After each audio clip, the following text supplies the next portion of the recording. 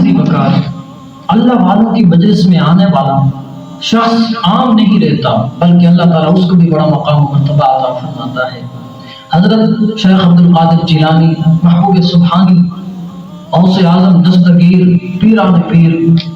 شیخ عبد القادر جیلانی رحمۃ اللہ علیہ، آپ کی بارگاہ کے اندر دو بزرگ رہا کرتے تھے۔ غوث پاک کی شان تو برابر برا ہے، لیکن دیکھیں کہ اللہ نے ان کے آستانے کے اوپر رہنے والوں کو کیا مقام عطا فرمایا، ان کی بارگاہ میں جو حاضر ہوتے تھے اللہ نے ان کو کیا مقام عطا فرمایا۔ معین الدین چشتی اجمیری رحمۃ اللہ علیہ اپنی کتاب وفاء الوفاء کے اندر لکھتے ہیں کہ غوث پاک کی بارگاہ کے اندر قطب بھی آیا کرتے تھے، ابدال بھی آیا کرتے تھے۔ یہ اولیاء کرام کے درجوں میں سے درجے ہیں، درجات ہیں کہ وقت کے ابدال بھی غوث پاک کی بارگاہ میں غوث پاک کی چوکھٹ پر حاضر ہو جا کرتے تھے۔ یہ اللہ نے غوث پاک کو مقام و مرتبہ عطا فرمایا تھا۔ تو غوث پاک رحمۃ اللہ علیہ آپ کی جو مجلس لگا کرتی تھی اس میں ایک شاعر تھا جو لوگ آتے تھے ان کو وضو کرایا کرتا تھا، اور دوسرا تھا جو لوگوں کی جوتیاں سیدھی کیا کرتا تھا۔ تو ایک کا نام جو وضو کرایا کرتا تھا اس کا نام پڑ گیا بابا لوٹے والے، اور دوسرے کا نام پڑ گیا بابا جوتے والے۔ ایک دن غوث پاک کی بارگاہ کے اندر دو ابدال آئے، انہوں نے غوث پاک کی بارگاہ کے اندر حاضری دی۔ پھر اس کے بعد جب وہ جانے لگے تو یہ جو دو بزرگ تھے جو وضو کرایا کرتا تھا اور دوسرا جو لوگوں کے جوتے سیدھا کیا کرتا تھا، انہوں نے بھی کسی کو بتائے بغیر وہاں سے جانے کا ارادہ کر لیا اور ان کے ساتھ ہو گئے۔ راستے کے اندر جب یہ چل پڑے تو ان کو بھوک لگی۔ جو ابدال ہوتے ہیں وہ تو اللہ کے ذکر سے اپنے جسم کی بھوک پیاس مٹا دیا کرتے ہیں، وہ تو ابدال تھے،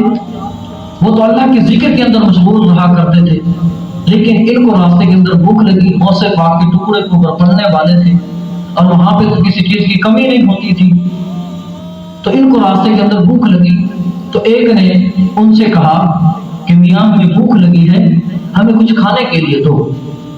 تو وہ جو ابدال تھے انہوں نے کہا کہ ہم تو اللہ والے ہیں، ہم تو بغیر کھائے پیے اللہ کی عبادت کرتے ہیں اور اسے مسلسل سفر کیا کرتے ہیں، اگر آپ کو ہمارے ساتھ آنا ہے تو آ جاؤ، ورنہ کھانے کے لیے کوئی چیز نہیں ہے۔ لیکن پھر انہوں میں سے ایک نے نماز پڑھی، نفل پڑھی، اس کے بعد دعا کی تو آسمان سے اللہ تعالیٰ نے دسترخوان عطا فرمایا۔ انہوں نے کھایا، پھر کچھ دیر کے بعد 24 گھنٹے یا 20 گھنٹوں کے بعد پھر ان کو بھوک لگی،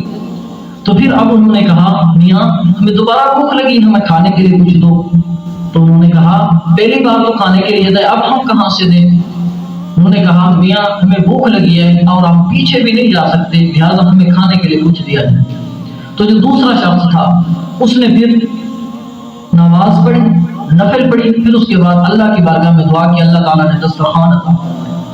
اب تیسری مرتبہ جب ان کو بھوک لگی تو انہوں نے ان سے کہا کہ میاں ہمیں کھانے کے لیے کچھ دو۔ تو وہ جو ابدال تھے انہوں نے کہا پہلے اس نے دعا کی، دسترخوان آیا، پھر میں نے دعا کی، دسترخوان آیا، اب آپ کی باری ہے، آپ بھی اللہ کی بارگاہ میں دعا کرو اور پھر کھانے کے لیے کچھ آ جائے گا۔ تو غوث پاک کے مرید تھے، انہوں نے کہا کہ اگر دعا کرنی ہے تو کرو، ورنہ ہم آگے جا رہے ہیں، یہاں پہ بڑھتے سڑتے رہو۔ وہ جانے لگے تو انہوں نے کہا ہاں ہم اللہ کی بارگاہ میں دعا کرتے ہیں۔ تو پھر آپ دیکھیے ذرا بات کو سمجھیے کہ جب انہوں نے اللہ کی بارگاہ میں دعا کی تو دعا کے اندر الفاظ کیا کہے اللہ بہتر جانتا ہے، بس انہوں نے جب دعا کی تو پھر اتنا کہا کہ یا باری تعالیٰ جو ان بزرگوں نے دعا کی ہے، جس کا وسیلہ انہوں نے تمہیں دیا ہے، اس کا وسیلہ ہم تمہیں بھی دیتے ہیں، ہمیں دسترخوان عطا فرما۔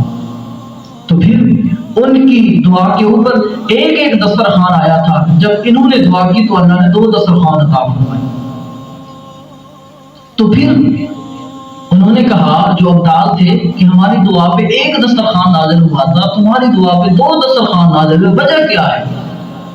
تو جو غوث پاک کے وضو خانے کے اوپر لوگوں کو غوث پاک کی بارگاہ کے اندر لوگوں کو وضو کرایا کرتا تھا اور دوسرا جوتیاں سیدھی کیا کرتا تھا۔ انہوں نے کہا اے اللہ کے بندے ہمیں اور تو کچھ پتا نہیں ہے، ہم نے دعا کوئی خاص نہیں کی ہے، فصیح و بلیغ دعا نہیں کی ہے، بلکہ اللہ کی بارگاہ میں اتنا استغاثہ کیا ہے، یا باری تعالی جس کا وسیلہ تجھے یہ دیتے ہیں ان کا وسیلہ ہم بھی تمہیں دیتے ہیں، ہمیں بھی دسترخوان عطا۔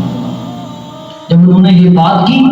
تو وہ جو ابدال تھے انہوں نے کہا آپ جانتے ہو کہ ہم کس کا وسیلہ دیتے ہیں؟ انہوں نے کہا ہم یہ نہیں جانتے کس کا وسیلہ دیتے ہو، بس اللہ کی بارگاہ میں اتنا عرض کیا ہے جس کا وسیلہ یہ بزرگ دیتے ہیں ہم بھی اس کا وسیلہ تجھے دیتے ہیں۔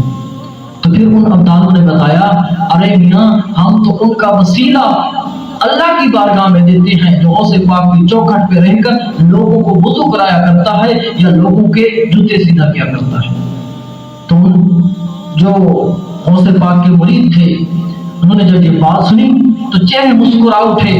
کہ آج تک تو ہم سمجھتے رہے کہ ہم غوث پاک کی چوکھٹ پہ پڑے ہوئے ہیں، ہمیں کچھ نہیں ملا، لیکن آج پتہ چلا ہے کہ اللہ پاک نے غوث پاک کے مریدوں کو وضو کرانے کا اور ان کے جوتے سیدھے کرنے کا ہمیں مقام کیا عطا